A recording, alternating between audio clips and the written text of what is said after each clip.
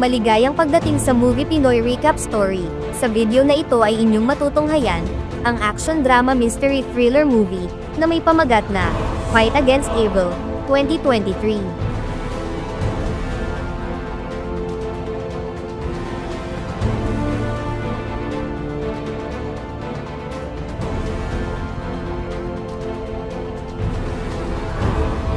Nagsisimula ang lahat sa magkasintahang trabahador ng isang sikat na malaking resto bar club na sila Liang at Loy. Makikita na sobrang naaaliw at nalilibang ang halos lahat ng customer ng nasabing lugar dahil sa galing nila sa pagpapatawa at pagtatanghal ng kanilang talento sa pagkanta at pagsayaw. Sa isang sulok ng lugar, ang isang mayamang negosyante at kilalang mafia boss na nagngangalang Zhang ay maigi siyang pinagmamasdan. Sinabi ng may-ari ng lugar at kasosyo niya rin sa negosyo na si Han na bagong trabahador niya lang sila Loy at sariwang-sariwa pa na tila indikasyon lamang na mayroon silang kakaibang masamang binabalak. Nang matapos ang kanyang bahagi sa pagtatanghal ay pinalabas agad nila ang iba pang mga babaeng nagtatrabaho mula sa staff room. Nagtaka na lamang si Loy kung bakit siya lang ang pinaiwan sa loob at biglang isinarado ng kanyang amo ang pinto. Agad siyang nagpumiglas nang inumpisahan na ng nasabing boss ng mafia ang pagsuyod sa kanyang dalawang katamtamang bundok at kabibe. Sinabi rin ni Zhang na kung gusto pa niyang makasama ng masaya ang nobyo niya ay pumayag na lang siya na magpaisa sa sandaling ito. Dahil sa takot na kung anong pwedeng gawin ng mga tauhan ng maimpluwensyang boss na ito sa kanyang nobyo ay walang nagawa si Loy kung hindi ibigay ang gusto ng mafia. Walang ideya si Liang na habang masaya siyang naghihintay sa kanya na matapos makapagpalit ng costume ay binabarurot na pala ito sa loob. Sa ibang eksena naman, ang isang lalaking nagngangalang Lee ay nakipag-meet up sa isang babae na nakilala niya sa social media. Sa 10 minuto pa lang ng pagkikita ay napagtanto ni Lee na hindi ito interesado sa kanya at nagpaalam agad ito na aalis na siya. Lumapit ang may-ari ng maliit na restaurant at nagulat siya nang sinisingil siya nito ng pagkalaking halaga para sa kanilang mga na-order. Naisip kaagad ni Lee na ito ay modus nila kasabwat ang nasabing babae para kumita ang nasabing restaurant na halos walang mga tao na nagpupunta para kumain. Sinubukan agad siyang kuyugin ng mga ito nang sinabi niya na hindi niya babayaran ang labis-labis na hindi patas na presyo, bagamat mas marami sila ay hindi niya sila inurungan lahat.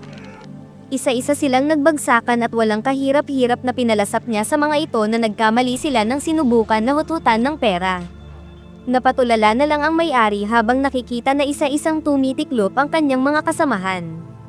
Lalo pa itong nagulat nang makitang pinagpaglang ni Lee na parang wala lang ang tumama na paghampas sa kanya.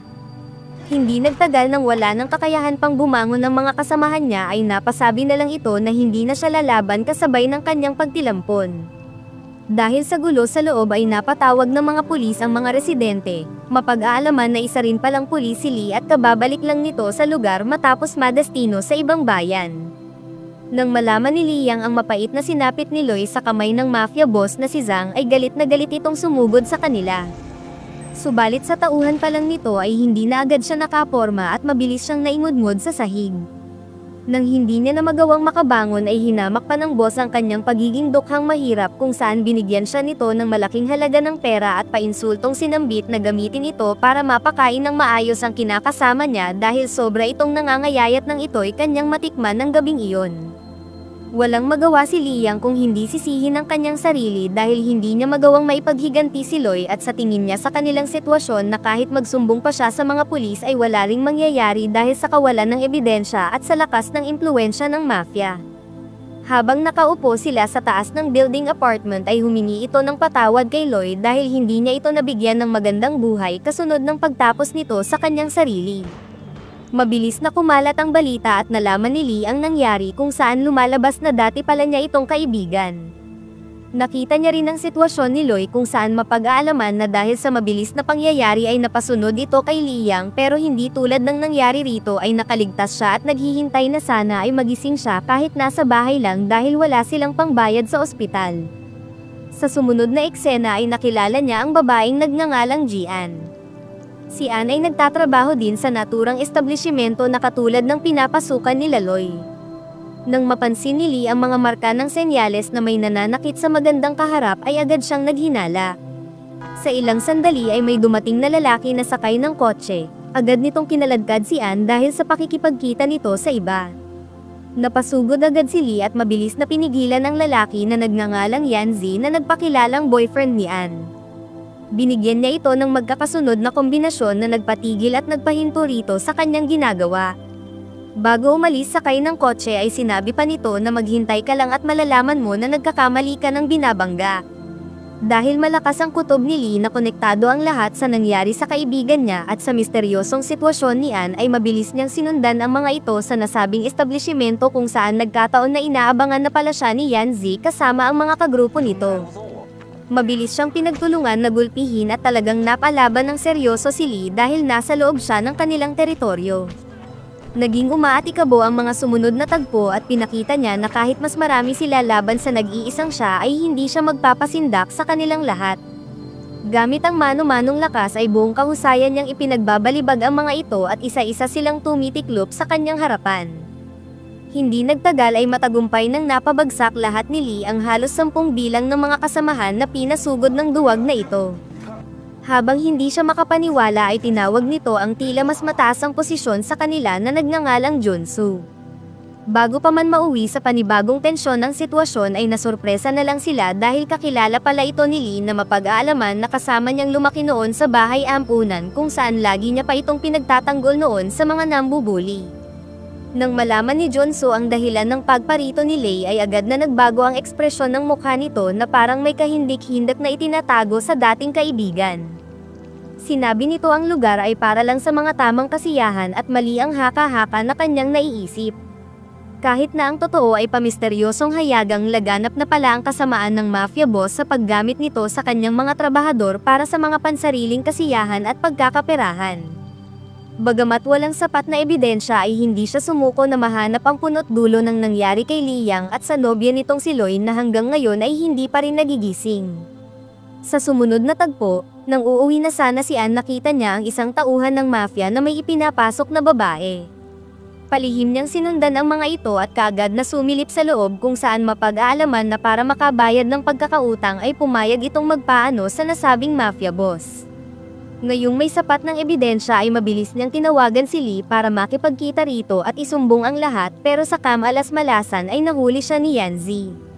Kaagad na napasugod si Lee sa lokasyon na ibinigay ni Ann kung saan makikita na may kasalukuyang ginagawang tila mala Viva Max na pelikula at sa pilitan nilang sinalang rito ang isa sa mga trabahador na napilitang gawing artista. Nang inuumpisahan na ng mga ito ay dagli siyang napasugod at mabilis na pinigilan ang kanilang ginagawa. Lumitaw na rin si Han kasama pa ang maraming bilang ng mga tauhan nila ni Zhang kung saan nakuha pa siyang pagtawanan at maliitin nito. Sumiklab ang rumaragasang bakbakan sa pagitan nila laban kay Lee. Buong tapang na nakipagsabayan si Lee sa kanilang lahat at talagang sa bawat pagpukol ay sinisigurado niyang pagsisisihan nila ang mga kahayupan na kanilang mga pinaggagawa. Kahit pa may mga armas sila laban sa kanya na purong lakas lang ang gamit ay patuloy pa rin na si Lee ang nananaig sa laban na dumating pa sa tagpo na unti-unti na silang mga nauubos. Nang tuluyan ng napabagsak lahat ni Lee ang mga kagrupo ni Han ay ito naman ang kanyang nakasagupa kung saan hindi niya inakala na mas mahusay at malakas pa pala ito sa kanyang inaasahan. Dito na talaga napalaban ng seryoso si Lee dahil kahit anong gawin niya ay makailang beses pa rin siyang tumitilampon dahil sa bagsik nito sa mano-manong bakbakan.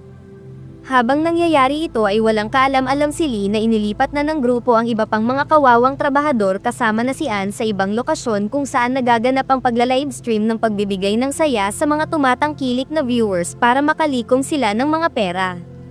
Alam ni Lee na hindi siya pwedeng magtagal rito dahil sa kanyang kutob ay kinakailangan na ni Ann ang kanyang tulong.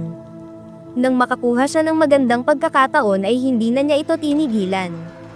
Tinadtad niya ito ng sunod-sunod na pag-atake hanggang sa matulad na rin ito sa sinapit ng kanyang mga kasamahan na nauna niyang mga pinabagsak. Dumating na ang mga pulis at agad silang hinuli lahat dahil sa paggawa ng mga patong-patong na mga kasalanan sa batas. Nang makakuha ng impormasyon sa lugar na pinagdalhan sa mga babaeng trabahador ay agad na inabutan niya rito ang kababata niyang si Junsu. Humingi ito ng patawad kasabay ng mabilisang panimulang pagsugod sa kanya. Lumalabas lang na kinalimutan na nito ang kanilang pagkakaibigan noon at ang katapatan niya ay nasa mafia boss na si Zhang na mapag-aalaman na nagbigay sa kanya ng lahat ng kanyang mga kinakailangan magmula nang inampon siya nito at itinuring na anak. Bagamat parang kapatid na rin ang turing ni Lee kay Junso ay alam niya na kailanman ay hindi dapat kinukonsinti ang mga maling gawain lalo at isa pa siyang pulis na nanumpa ng pagsisilbi ng katapatan sa buong mamamayan ng bayan. Naging napakatindi ng kanilang patuloy na sagupaan. Ang dating ipinagtatanggol niya lang noon na walang kakayahang may paglaban ng sarili ay tila lumalabas na napantayan na ang kanyang tapang at lakas dahil na rin sa pag-anib nito sa mga mafia. Nagtapos ang mainit na sagupaan nang dumating na ang isa pang police officer na katrabaho ni Lee. Isinakay nila ito sa kotse habang si Lee ay dumiretso sa establishmento para iligtas sila Ann at ang ibang mga babae. Subalit sa hindi inaasahan ay may natitira pa pala itong lakas na pumalag at agad nitong pinuntirya ang pulis na nagbabantay. Sinubukan pang pigilan ng babaeng pulis ang ginagawa nitong paglaban pero dahil sa nabigla din siya at nagkamali ng pag-estima sa sitwasyon ay madali siyang nag-api nito kasunod ng mabilisang pag-alis sa lugar. Matagumpay nang nailigtas nila Lee at ng ibang mga pulis ang mga babaeng trabahador na ginagamit ng mafia sa iba't ibang mga negosyo. Ngunit sa kabila ng lahat ng mga hinarap at nabunyag na maling gawain ng mga ito ay katakataka na lang na ni isa sa mga papeles at mga dokumento ay walang ebidensya na konektado si Zhang sa lahat ng masasamang gawain. Bukod sa pagiging walang pusong mafia boss ay may kakaibang talino rin ito dahil tila napaghandaan nito ng mabuti ang lahat sa oras na magkabukingan na. Sinabi ni Zhang kay Junso na pupunta na sila sa ibang bansa pero kailangan muna niyang iligpit ang isang natitirang ebidensya na magdidiin sa kanya na walang iba kung hindi ang wala pa ring malay na si Loy. Nakatanggap ng tawag si Lee sa nanay ni Lei Yang na may isang kahina-hinalang lalaki ang nasa bahay nila. Tinungo agad ni Lee ang bahay subalit pagkapasok pa lang ay amoy na ang gas sa buong loob. Makikita na sa pamamagitan nito ay balak nitong pasabugin sila ng sabay-sabay lahat. Pero imbis na tuluyang gawin ang plano ay nahabag si Junso at hindi niya kayang gawin ito kay Lee dahil na rin sa lalim ng kanilang pinagsamahan noon. Nang nalaman ng mafia boss ang ginawa niyang pagpapalagpas ng magandang pagkakataon para iligpit na sana sila ay sumabog ito sa galit at napasambit na lang na sana ay iba na lang ang kanyang inampon. Dumating si Lee upang awatan ito sa kanyang ginagawa, napasugod agad ang isa niyang kasamang alalay na agad na walang kahirap-hirap na napabagsak. Nagpasimulang umatake si Lee sa mafia boss na agad niyang ikinagulat nang maiwasan nito ang kanyang mga inisyal na pagsugod at siya pa ang walang kahirap-hirap na ibinalibag sa paligid. Pinatutunayan lang na ang reputasyon nito bilang isang mabagsik na mafia ay pawang mga katotohanan lahat dahil sa kanyang sobrang lakas at husay. Nagagawa mang makaganti ni Lee pero sa pagtagal ng matinding sagupaan nila ay litaw na wala siyang panama sa katunggali na hinubog na ng maraming karanasan pagdating sa mga matitinding bakbakan. Matapos ang maraming beses na pagbagsak ay dito na siya tinuluyan ng mafia boss at sigurado ito na hindi na niya magagawa pang makabangon pa. Bago umalis ay sinabi nito na isa siyang hangal na mangmang na nagpapakabayani dahil handa niyang isakripisyo ang sarili para lang sa kakarampot na sweldo sa pagpupulis. Nang sasakay na sana siya sa kanyang kotse ay laking pagtataka niya nang madatnan si Lee na nakabangon pa sa kabila ng mga tinamo kanina. Walang kaalam-alam ang mafia boss na may testigo na palang sumulpot sa ginawa nito kay Loy na nagsanhi ng mga hindi dapat nangyari sa kaibigan niyang si Lei Yang. Tila ito ang isa sa matinding pinaghuhugutan ng determinasyon ni Lee para maipagpatuloy ang laban. Hindi niya hahayaan na ang tulad niyang sukdulan ng kasamaan kahit pa sa mismong inampon niyang anak na si Junso ay basta-basta na lang makakatakas sa kanyang mga kasalanan. Bigay todo na niyang ibinuhos ang lahat ng kanyang lakas sa pangalawang beses ng paghaharap nilang ito. Tila sa maikling minuto lang mula kanina ay napag-aralan na ni Lei kung paano ito umatake kaya unti-unti na siyang nakakalamang.